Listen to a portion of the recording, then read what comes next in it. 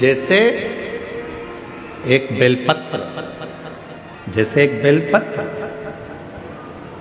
चाहे वो किसी भी अवस्था की हो, चाहे उस बेलपत्र का ये पत्ता आधा टूट गया हो, चाहे वो बेलपत्र का एक पत्ता भी पूरा टूट गया हो, चाहे वो बेलपत्र 2 पत्र की हो गई हो, चाहे वो बेलपत्र को कीड़ा खा गया हो, चाहे वो बेलपत्र खंडित हो गई हो, चाहे वो बेलपत्र किसी भी तरह की हो गई हो, चाहे वो बेलपत्र शंकर जी पे चढ़ी क्यों ना हो, चाहे वो बेलपत्र एक किताब में रखकर सूख गई हो, चाहे वो बेलपत्र के टुकड़े टुकड़े हो गए हो, चूरा चूरा हो गया हो, तो भी वो बेलपत्र मेरे शंकर भगवान स्वीकार कर लेते हैं।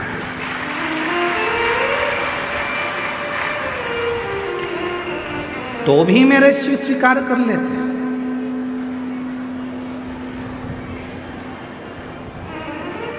कभी अगर मौका लगेगा तो हम अपनी जिस गाड़ी से हम लोग आते जाते रहते हैं, उस गाड़ी में हम लोग एक किताब रखते हैं शिव जी की, वो एक किताब रखते हैं। उस किताब में बेलपत्र को, ऐसे बेलपत्र को हम लोग रख लेते हैं। क्यों रखी रहेगी? हमारे पास में कहीं सफ़र में, कहीं एकांत में एकांतेश्वर महादेव मिल गए, किसी ओटले पर, चबूतरे पर शंकर का शिवलिंग मिल गया, पानी तो गाड़ी में रहता ही है, चढ़ाया, अपनी पुस्तक में से बेलपत्र निकाली, बाबा को चढ़ा दी और चढ़ाकर वापिस उठाकर हम रख लेते हैं।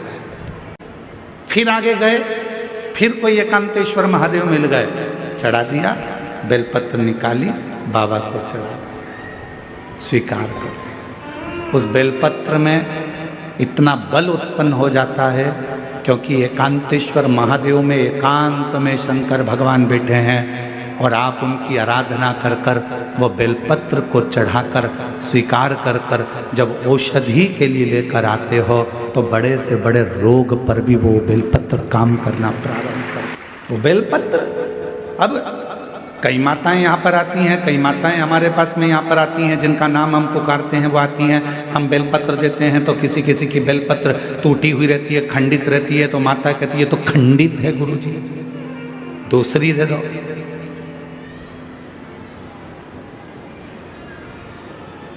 दूसरी दे दो। अब हम आपसे एक बात पूछें, जरा उत्तर दोगे क्या?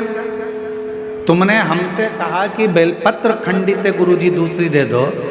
तुम्हारे को बीपी है, ब्लड प्रेशर है, और तुम्हें डॉक्टर ने गोली दी है, ठीक है, समझना जरा बहुत अच्छे से। बीपी है, ब्लड प्रेशर है, एक गोली डॉक्टर ने दी है कि रोज खाना, और तुम्हारा पोता, तुम्हारा नाती उस गोली को तोड़ दिया, गोली के 2 टुकड़े कर दिए उस नाती ने। अब वो गोली 2 टुकड़े हो गए, 3 टुकड़े हो गए, तो क्या तुम वो गोली खाओगे तो असर नहीं करेगी क्या? बोलो तो जम के, करेगा ना? गोली तो असर करेगी, भले उसके 3 टुकड़े हो गए, 4 टुकड़े हो गए, 5 टुकड़े हो गए। जैसे बीपी की गोली के 10 टुकड़े भी हो जाएं, तो भी अगर ब्लड प्रेशर गड़बड़ हो रहा है तो तुरंत मुंह में गोली रखी जाती है, ब्लड प्रेशर कंट्रोल में आ जाता है। शुगर कितनी भी हाई और ऊंची या नीची जा रही हो, शुगर की टेबलेट के कितने भी टुकड़े कर दो, वो शुगर की टेबलेट खाई, शुगर लेवल में आ जाती है। उसी तरह बेलपत्र चाहे कितने भी टुकड़े हो जाएं, पर बेलपत्र तो बेलपत्र अपना काम कर ही जाता है। वो बेलपत्र अपना काम करेगी। इसमें गुरुजी ये खंडित हो गई, गुरुजी तुमने तो मेरे को 2 पत्ती दी, गुरुजी इसमें से आधी पत्ती तो टूटी हुई थी, गुरुजी ऐसा। अरे बेलपत्र, वो भी शिव महापुराण की, सारी दुनिया चाहती है कि ये बेलपत्र हमको मिल जाए, पर भगवान की कृपा से यदि भाग्य से तुम्हारे हाथ में आ गई है तो उससे जोरदार किस्मत वाले तुम हो नहीं सकते। फिर वो आधी मिले, 1 मिले, जितनी मिले उसको स्वीकृत करें। वो अपना असर दिखाएगी, ऐसा नहीं कि वो अपना असर नहीं दिखाएगी, वो अपना असर दिखाएगी। कई लोग कह देते हैं नंदी तो पत्थर का है गुरुदेव,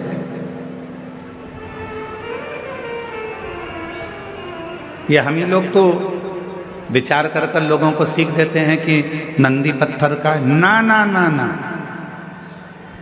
शिव जी के मंदिर में जो नंदी मंदिर के बाहर बैठा हुआ है, तुम्हारी भूल है जो तुम उसे पत्थर का मान रहे हो। उस नंदी के पास बैठकर कितना भी बड़ा दुख हो, थोड़ी देर उसके पास बैठकर अपने दुख को कहना प्रारंभ करना। 15 दिन इंतजार करना, 16वें दिन तुम्हारा दुख कटना प्रारंभ हो जाएगा।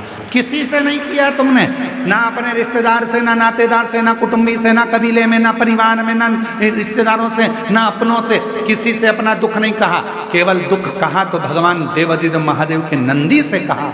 और नंदी से तुमने तो कहा था पत्थर के नंदी से, फिर शिव जी तक बात कैसे पहुंची, दुख कैसे कटा।